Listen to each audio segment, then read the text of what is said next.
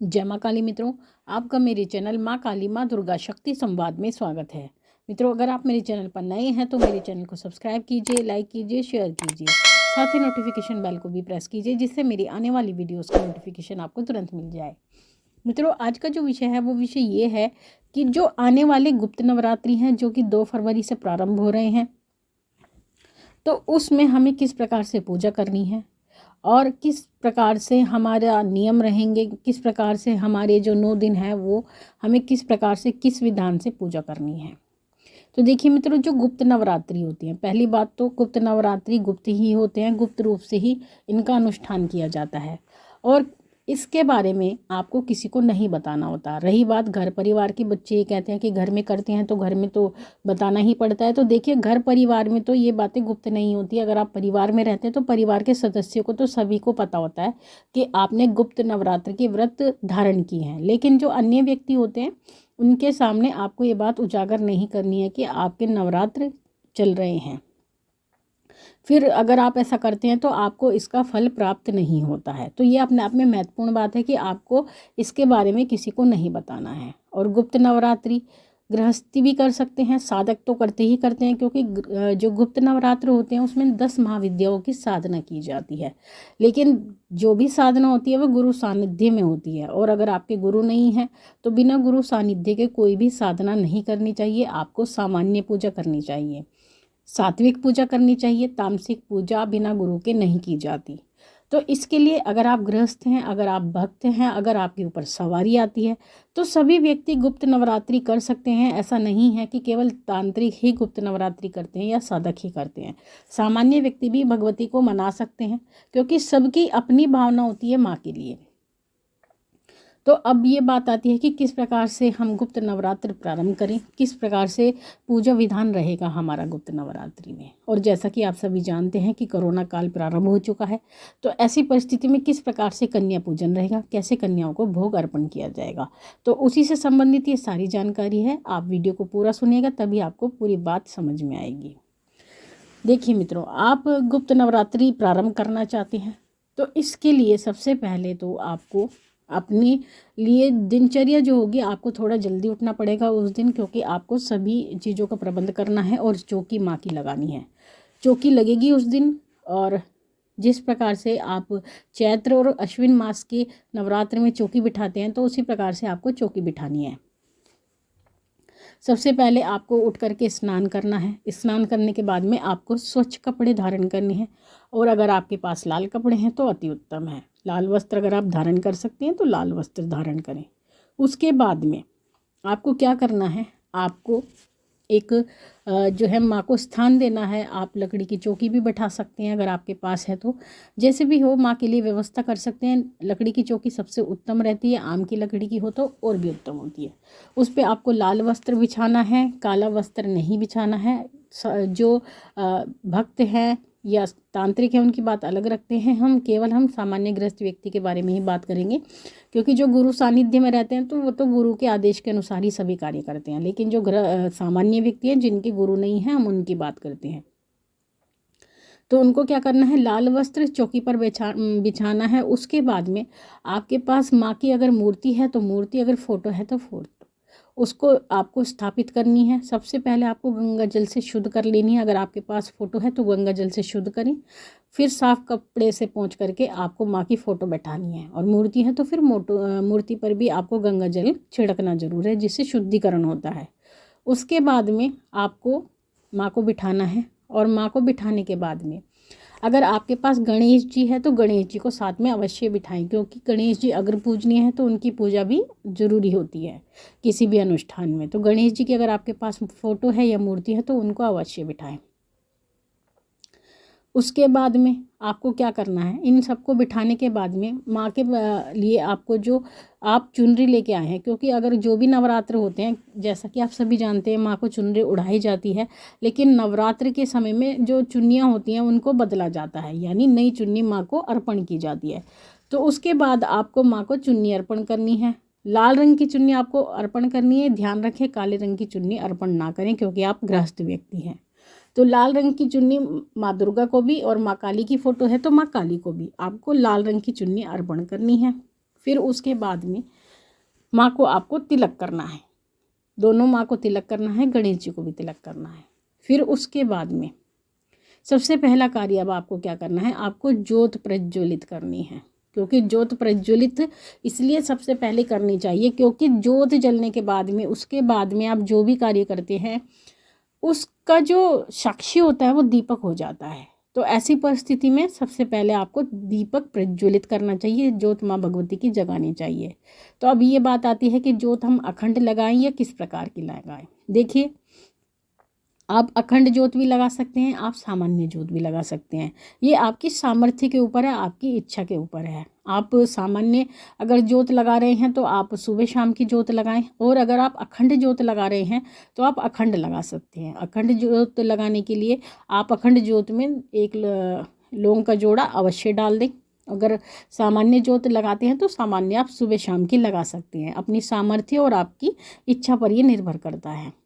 एक ज्योत आप घी की जलाएं और माँ काली को मानते हैं और माँ की ज्योत लगाना चाहते हैं तो माँ काली के लिए सरसों के तेल की ज्योत लगाएं। तो इस प्रकार से आप 2 ज्योत प्रज्वलित करें। ज्योत प्रज्वलित करने से पहले ये बात ध्यान में रखें कि ज्योत को आपको आसन अवश्य देना है। आसन में आप चावल का आसन भी दे सकते हैं या उसके नीचे कोई प्लेट भी रख सकते हैं। बिना प्लेट के या बिना आसन के ज्योत प्रज्वलित आपको नहीं करनी है। तो इस प्रकार से आप ज्योत प्रज्वलित कर देंगे। उसके बाद में आपको क्या करना है, गणेश जी का पूजन करना है। गणेश जी को तिलक करें, गणेश जी को पुष्प अर्पण करें, गणेश जी को चावल अक्षत अर्पण करें, उसके बाद में मोली अर्पण करें, और अगर आपके पास फल है या मिठाई है तो वो आप गणेश जी को अर्पण करें। तो इस प्रकार से गणेश जी की पूजा हो जाती है। उसके बाद में अब माँ भगवती को आपको क्या करना है, माँ भगवती को आपको श्रृंगार चढ़ाना है। जितनी आपकी सामर्थ्य है, जितना श्रृंगार आप चढ़ा सके, 5 श्रृंगार चढ़ाएं या 16 श्रृंगार चढ़ाएं, वो आपकी सामर्थ्य है। सामर्थ्य के अनुसार ही कार्य होता है। तो माँ भगवती को आपको श्रृंगार चढ़ाना है। श्रृंगार चढ़ाने के बाद में माँ को पुष्प अर्पण करें। माँ भगवती के लिए आप धूप बत्ती लगा सकते हैं। साथ ही माँ भगवती को फल अर्पण करें और माँ को एक पान का पत्ता माँ काली के लिए, माँ काली को, और एक पान का पत्ता माँ दुर्गा के लिए। उसमें 5 बताशे आपको रखने हैं, 2 लौंग आपको रखनी है, 2 इलायची और एक सुपारी। दोनों को बराबर सेम जो सामग्री है दोनों को अलग अलग देनी है। माँ दुर्गा को भी देनी है और माँ काली को भी देनी है। साथ ही आप एक मीठा पान भी रख सकते हैं, आपकी सामर्थ्य के अनुसार है। तो ये माँ भगवती को भोग आपको देना है। उसके बाद में पंचमेवा का भोग आपको अवश्य रखना है। पंचमेवा का भोग माँ को प्रिय होता है, तो पंचमेवा का भोग रखें, क्योंकि फलहारी हमारे जो नवरात्र होते हैं फलहारी रखे जाते हैं, तो पंचमेवा के भोग का एक विशेष महत्व होता है। उसके बाद में आप माँ को फल अर्पण करें, अगर आपके पास फल है। मिठाई अगर आप अर्पण करना चाहते हैं तो माँ काली को सफ़ेद मिठाई बहुत पसंद है, पेड़े माँ को बहुत पसंद है, तो पेड़े आप अर्पण कर सकते हैं। माँ दुर्गा को भी पेड़े या किसी भी प्रकार की मिठाई आप माँ को अर्पण कर सकते हैं। तो उसके बाद में जब आप इतना कार्य कर लेते हैं, साथ ही आपको घट स्थापना भी करनी है। आपको ये भी याद रखना है, ये मुझे पहले बताना था, आपको घट स्थापना करनी है। घट स्थापना के लिए आपको क्या करना है, आप अपना जिस प्रकार से जो अन्य नवरात्र में कलश रखते हैं उसी प्रकार से आपको कलश की स्थापना करनी है।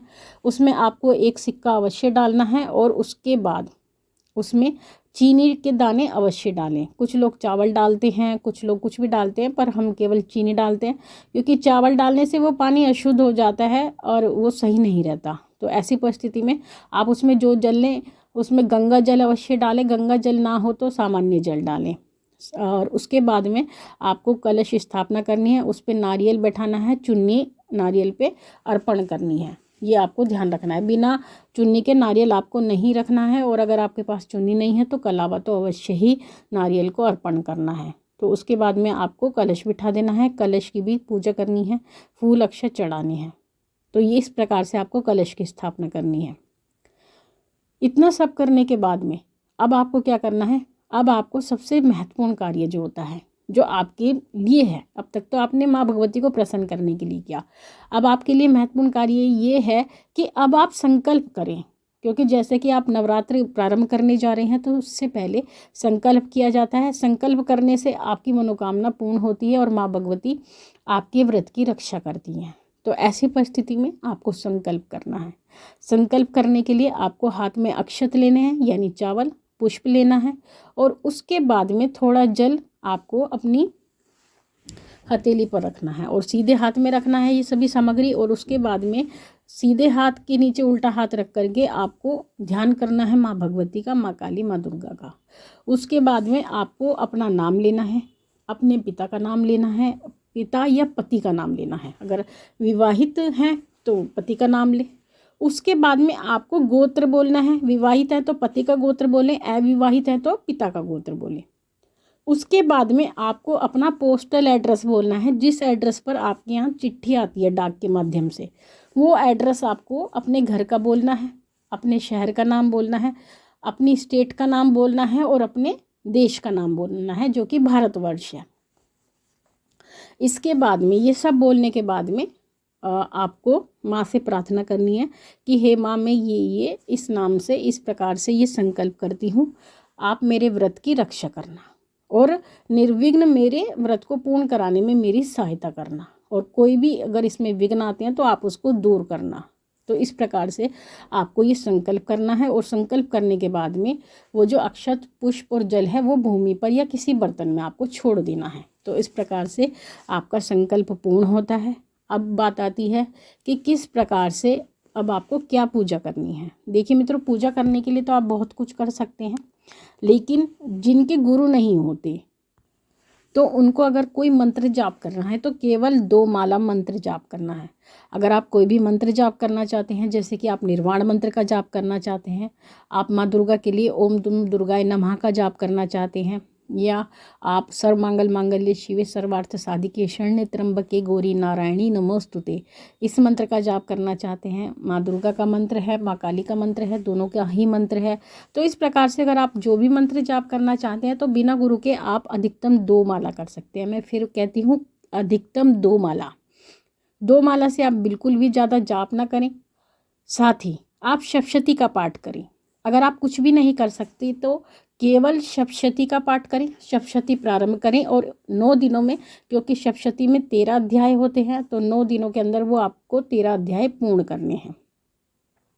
तो इस प्रकार से आप सप्तशती का पाठ कर सकते हैं, मंत्रों का जाप कर सकते हैं, काली चालीसा का पाठ कर सकते हैं। जो कुछ भी नहीं जान सकते वो चालीसा का पाठ कर सकते हैं। जो सप्तशती पढ़ना नहीं जानते हैं, वैसे हमने सप्तशती से संबंधित वीडियो अपलोड कर दी है कि किस प्रकार से सप्तशती का पाठ कोई भी व्यक्ति कर सकता है। लेकिन अगर वो नहीं जानते हैं, कुछ व्यक्ति कहते हैं कि सप्तशती संस्कृत में होती है और हिंदी में भी होती है, तो ऐसी परिस्थिति में अगर हम संस्कृत बोलना नहीं जानते हैं तब हम क्या करें।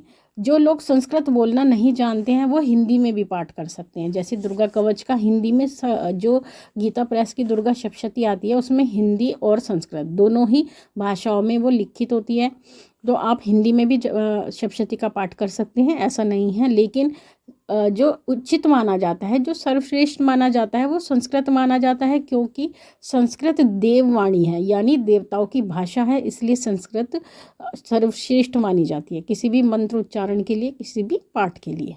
तो ऐसी परिस्थिति में अगर आप नहीं जानते सप्तशती का पाठ तो आप चालीसा का पाठ कर सकते हैं। काली चालीसा का पाठ करें, दुर्गा चालीसा का पाठ करें। चालीसा सबसे आसान होती है, कोई भी उसको पढ़ सकता है। साथ ही आप किसी स्तोत्र का पाठ कर सकते हैं, क्योंकि स्तोत्र का पाठ करने के लिए किसी भी गुरु की आवश्यकता नहीं होती। तो ऐसी परिस्थिति में आप किसी भी स्तोत्र का पाठ कर सकते हैं। और जो भी आप पाठ करते हैं कोशिश ये करें कि नियत समय पर करें और नियम के साथ करें। जितनी शुद्धता का आप ध्यान रख सकते हैं शुद्धता का ध्यान रखें। अब बात आती है भोजन की कि किस प्रकार से कैसा भोजन जो व्यक्ति हैं उनको, जिन्होंने व्रत धारण किया है, उनको कैसे करना चाहिए। देखिए, जैसे कि नवरात्र में फलाहार किया जाता है तो इन नवरात्र में भी फलाहार ही किया जाता है।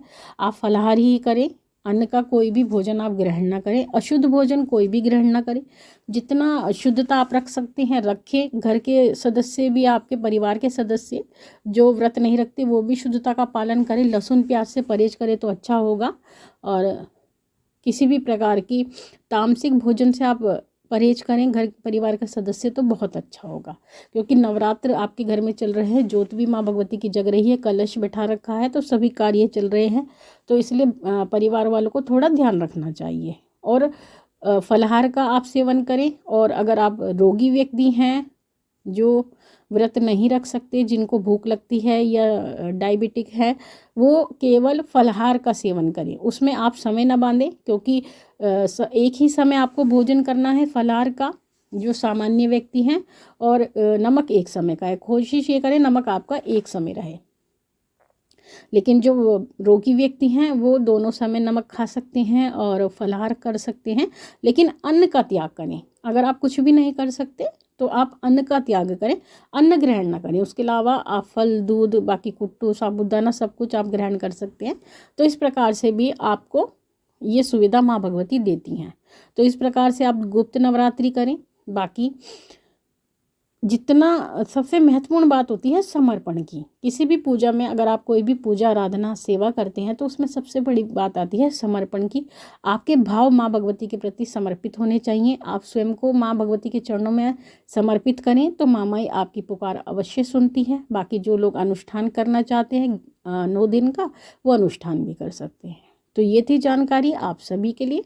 बाकी अगर आपकी कोई भी जिज्ञासा रह जाती है तो आप मुझे कमेंट बॉक्स में पूछ सकते हैं, या लाइव आते हैं तब आप अपना प्रश्न कर सकते हैं। माँ भगवती से यही प्रार्थना करते हैं कि वो आपके भंडारे भरती रहे, आपकी सभी मनोकामनाओं को पूर्ण करती रहे। आपसे फिर मिलती हूँ अगली वीडियो में। तब तक के लिए जय महाकाली, जय महाकाल।